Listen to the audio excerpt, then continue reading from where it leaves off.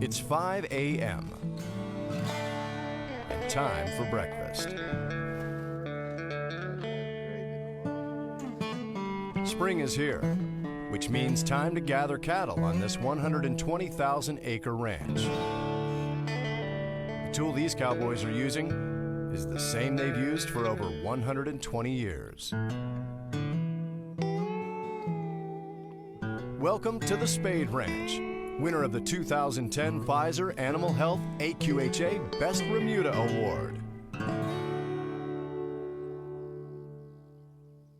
The first people here were a man named Mr. Barr and his family.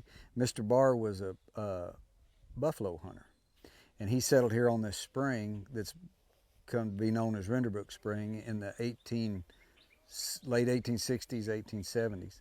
And then the Snyder brothers, who were big cattlemen in this area, bought his claim, and they proved up the ranch, and they were ranching it.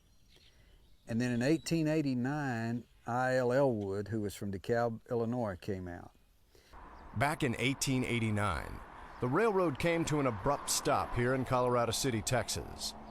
And stepping off the train was a Colonel Isaac Elwood and his son W.L. Elwood of DeKalb, Illinois. Hearing of the wide open spaces of West Texas, the Elwoods were on what they thought was a simple business trip, hoping to sell their new invention, barbed wire. And he came out because he was one of the inventors of barbed wire, and this was where all of his clients were, because they were fencing up these big ranches in West Texas with barbed wire. And everybody would come in, bring their freight wagons in and get a load of barbed wire and go back out to the ranch. So he was out here basically on a sales trip and fell in love with this country, heard that the Snyder brothers wanted to sell this place, and so he bought it. He bought about 130,000 acres. The Elwoods were horsemen long before they were cattlemen. Back in Illinois, they imported horses from France and Scotland to breed and sell to local farmers. The distinctive Spade Ranch brand came with the first 800 cows they bought to stock the Renderbrook Ranch back in 1889. We need cow horses, and the quarter horse is the cow horse, you know. And at one time, they had quite a few Arabians, and prior to that, some thoroughbred crosses. But when the AQHA started registering, started breeding up these cow horses, well, that's really the only thing that makes sense for us, and we just had them ever since. Conformation is important, with an emphasis on functionality. Spades look for a well-balanced horse with good withers and plenty of bone. The Spade Ranch's influential performance horses have included Whammy Man, Poco St. Patrick, Who's Fullin', New Mexico Doc, and Asilada. The first mares, going back to the AQHA mares, the first mares were mares that we had bought from Leonard and Foy Proctor from out around Midland, and they kind of got us started. And then from there we've bred them up.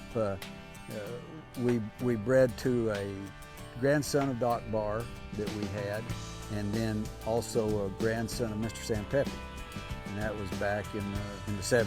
And then from that we've stayed with a Doc Barr line and a Little Peppy line, but we've just updated the genetics as they've come along. We went to a Doc's Hickory son, and now we've got a son of Highbrow Cat on that side on the Doc Barr side of the ledger. And then over on the Little Peppy side, we went from a grandson of Mr. Sam Pepe to a son of Little Peppy, and now we've got a son of Pepto Boomsma. So we've kept two distinct lines, Doc Barr and the Little Peppy lines, Mr. Sam Pepe lines, but we've kept them separate. Renderbrook sits at roughly 120,000 acres, only slightly smaller than when it was founded. But this is just one of 6 Spade Ranch locations that span a wide slice of West Texas. The Spade Ranches also include Wagon Creek Spade in Throckmorton, Borden Spade at Gale, North Spade between Turkey and Matador, Panhandle Spade in Canadian, and then Alpine Spade in the Davis Mountains. The different ranches, because they're so far apart geographically, are very different. From Canadian to Alpine is a little over 500 miles. And then, say, from Alpine to Throckmorton is about that far. So we vary a lot in rainfall, and we vary a lot in just the geography. Canadian doesn't have any brush. There's a lot of brush down here on these farther south ranches. Throckmorton gets 30 inches of rain, and Alpine gets 12. So some of the ranches are really rocky, some of them sandy. So we've got to have a set of horses that, you know, one band, one set of brood mares has got to produce horses that'll work in all those different environments.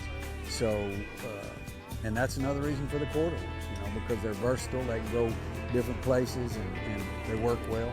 And so we've got to have, because all of our mares are located in one location, but we send them 500 miles around, well, we've got to have a pretty versatile kind of a horse. Steve White's been with the Spades for 24 years, spending the last 4 here at Renderbrook as ranch manager. Everybody that works for the Spades wants to kind of punch cows the old-fashioned way and do everything horseback. And, you know, the technology and the modern stuff has to be done. I mean, we use electronic ear tags and the internet and the whole deal, but when it comes to the actual work, it's still pretty much like they did it 75, 80 years ago, and that's the way the guys that work here like it, you know, and me too. We do everything horseback. You know. Matter of fact, these old cows don't know what a guy foot hardly is. They don't do too good. We, you know, gather them, cut the drives out, brand them. In the fall, we'll run them down the chute and sex them horseback, weigh them horseback, load trucks, horseback, the whole, I mean, we use these horses forever. The Spade Ranch's 2 sires both reside here at the Renderbrook Ranch.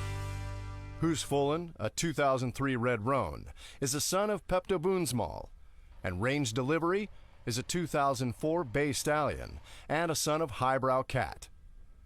The 2 sires each have their own mare band. Pasture bred, the daughters of one sire are then crossed with the other. We have about 70, right now 76 saddle horses. And since we are so scattered, 6 different locations, we'll only have 2, well, here at this ranch we have 4 men. Most of the other ranches will have 2, some of the smaller, just 1 man. So each of those men will average 5 or 6 horses apiece. So here we'll have, you know, 20, 25 saddle horses. At Alpine, where it's 1 man, he'll have 6 or 7. And we have a rotation that the men can pick their horses. It was based to begin with on seniority of employment, and now it just rotates. If you're at the top of the list, you go to the bottom and you work up. So each year they come and choose their horses in order of where they are on the list. And then the other thing that I think is real key is that I don't want to start creaming the crop of our horse, especially our gelding, to go to a sale and putting the men on 2nd and 3rd choices, because I think in our case particularly, the real function of us having a mare band is to produce horses for our own Remuda, for the ranch Remuda, because if we don't, there's 2 things you've got to do to keep a cowboy, and that is put him on good horses and feed him good food.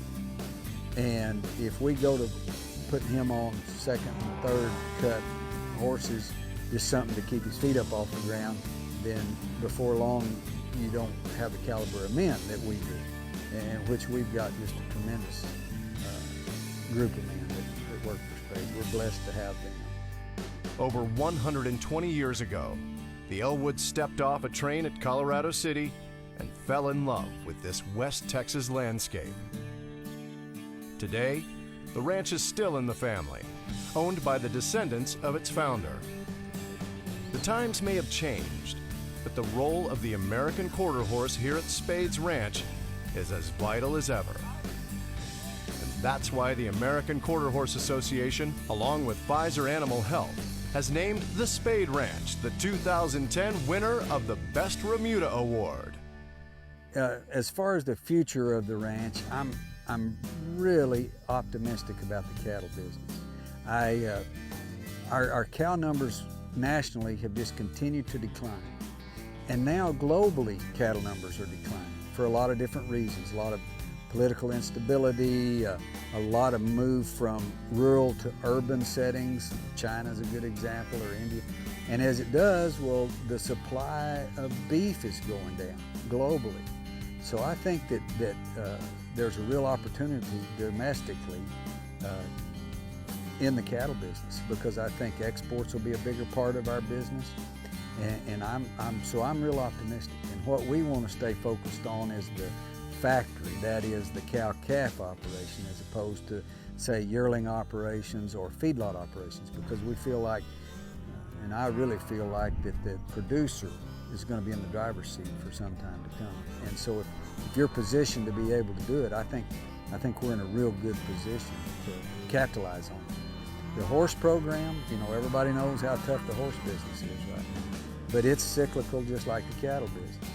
And we're going to see a lot of people exit, maybe not exit the horse business, but cut down, cut back. And then I think when it does, it's already started. I think the cream kind of rises to the top. And I think you're beginning to see some increased demand for some of these better horses. And we'd like to be positioned to provide people with some of those.